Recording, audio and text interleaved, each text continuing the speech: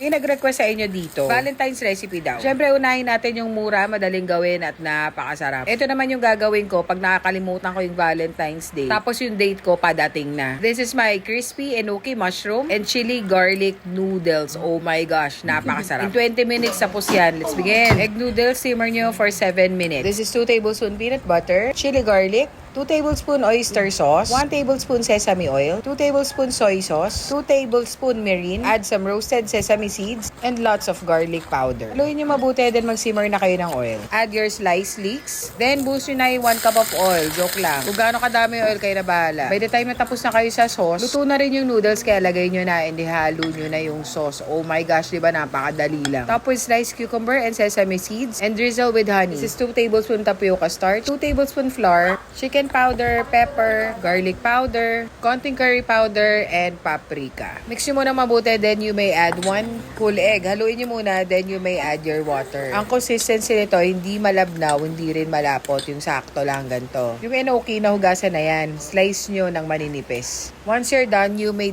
dip dun sa ginawa nating batter. Make sure that everything is well covered. Pati yung kabila, tapos patuluin nyo, ayaw natin ng makapal na batter dyan. Shake the excess batter, then deep fry until golden brown sa high heat oil.